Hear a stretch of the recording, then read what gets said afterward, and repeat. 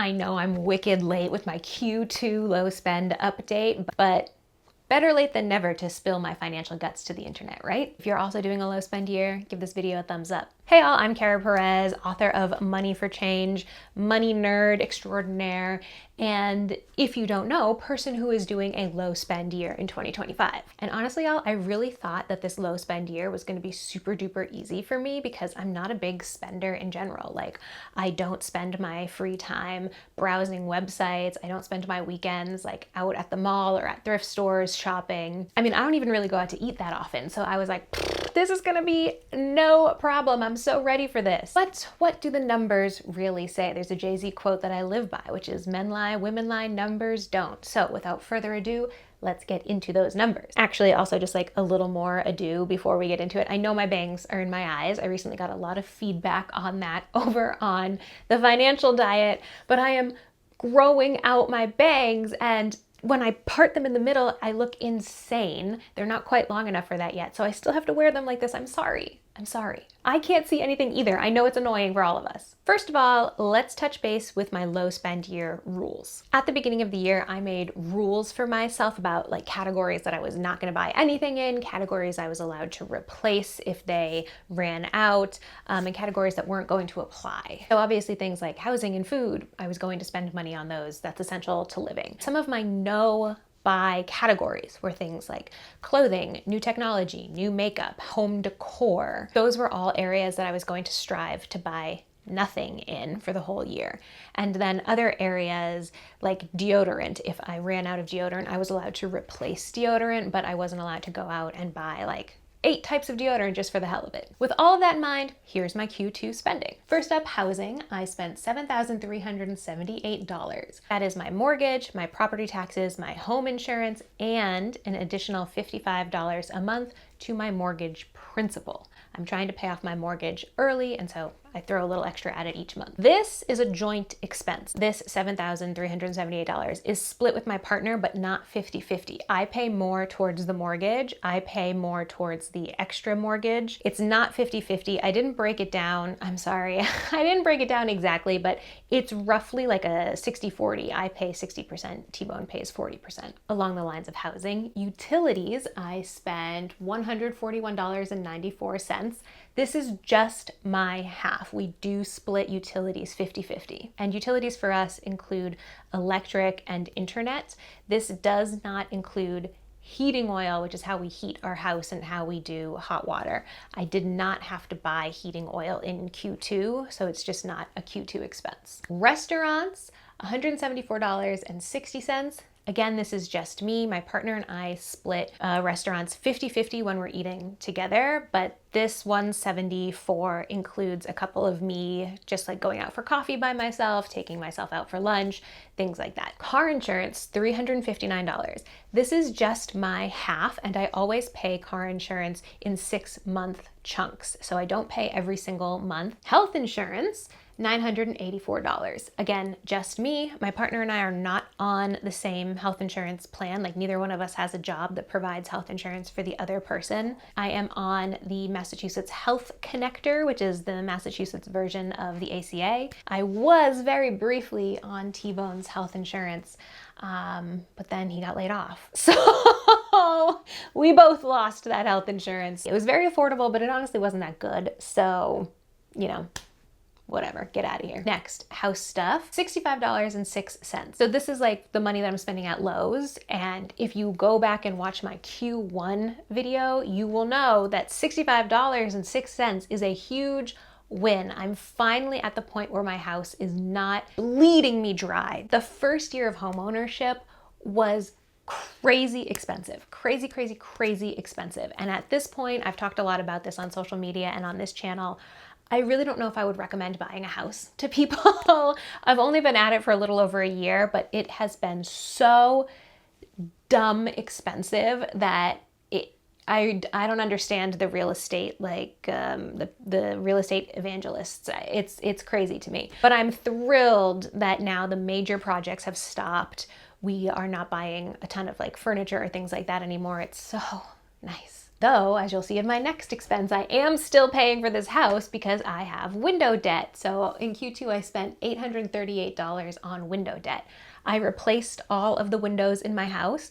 It cost me $7,131 total. In Q1, I put down a deposit of $2,000, and then I incurred $5,131 in debt at 0% interest for 18 months. So this $838 is me making those payments, and I will have this debt paid off within a year. The next category is general wants at $750.59. This is things like books, buying some outdoor equipment, like we got crossbars for our car so we could put our kayaks on the car, and that was a joint expense. We had to buy another AC window unit. This is spending time with friends, things like that. Overall, I'm pretty pleased with this number. I think that's pretty low for enjoying my life. And a lot of this was investments into things like the crossbars that we will use for years and years and years. And in the case of the crossbars, we got the kayaks and life jackets and oars for free because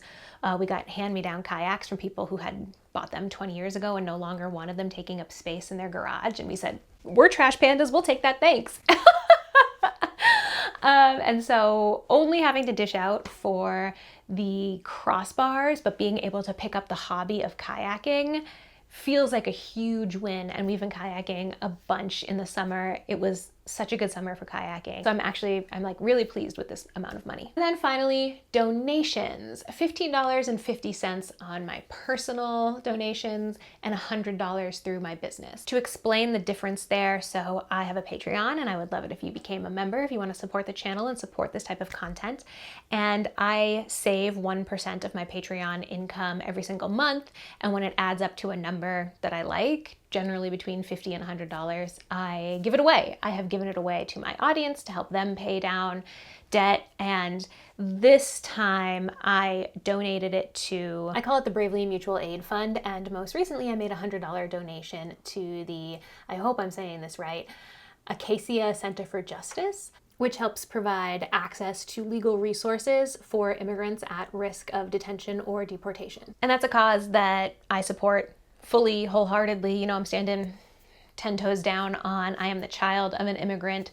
I think immigrants get the job done, to quote Hamilton. And then the $15.50 I donate personally. I have a quarterly donation to a local food justice organization, so that's $5 every quarter. And then I donate $5 every month to a local progressive candidate, but I only started that in May. So it was only 2 months of Q2. So how much does that all add up to? That adds up to $10,706.69. Very pleased with that. My total Q1 household spending was north of $17,000. And that was because I had a couple big expenses in Q1 that I did not have in Q2. So I had the windows, I had heating oil, there were a couple other things. You can go watch the Q1 video for all the dirty deets on that. Now you may, if you have a sharp eye, have noticed that there are a couple of very common expenses not included here. So for example, you don't see a phone bill and you don't see a water bill or a sewage bill. And that's because I pay those bills differently. So I pay for my phone. I use Mint Mobile, huge fan. I've been using them for 2 years, really recommend it. And I pay that all at once. I pay the 12 months all at once, and that comes due in September. So that's not included in Q2. And then water and sewage only comes every 3 months. I don't know if I'm doing that wrong. I should probably check in with my town, but it only comes every 3 months, and it didn't come in Q2. It came in Q3 and in Q1, so I didn't pay that there. So there's a couple of things that just aren't monthly costs. They're annual or they're biannual costs, and so they just didn't happen in Q2. So how am I feeling about my low spend year? Overall, honestly, not great. I don't feel like I'm crushing it. I really thought this was going to be a lot easier and I was going to save a ton of money. But with the weirdness and the scariness of the US economy in 2025, that has forced me into some spending that I wouldn't have done if the election had gone another way. I wouldn't have done if the tariffs weren't such a big thing. So that kind of spending has just raised, obviously, my overall annual spending so far. And I feel frustrated by that, but I also think I made the right decision in getting some of the housework done, in buying some things in bulk that I normally wouldn't, because it is saving us money. Like T-Bone's coffee, I bought a ton of coffee in April, May, and I'm so glad I did. T-Bone drinks 2 cups of coffee every single day, and his coffee has gone up by $3 per bag in the last year. So I am feeling the tariffs. You're feeling the tariffs. We're all feeling the tariffs. And I did buy a few things in bulk to try and get ahead of that a little bit, which has resulted in higher spending, but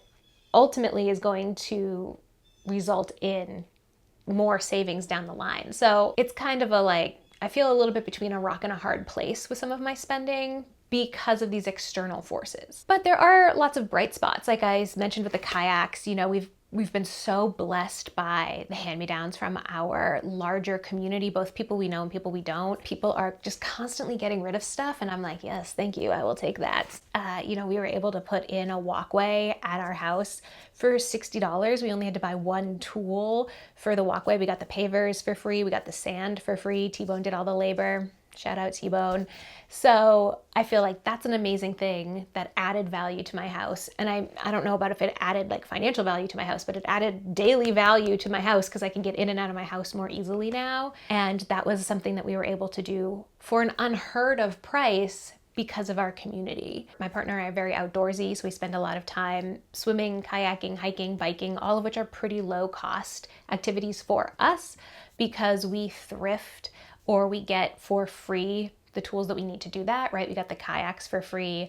We thrifted the crossbars. I thrifted my bike. That kind of mindset continues to aid us in saving money and allows us to enjoy a lot of these really incredible hobbies. Like we had an amazing summer. Can't lie, it was a great summer.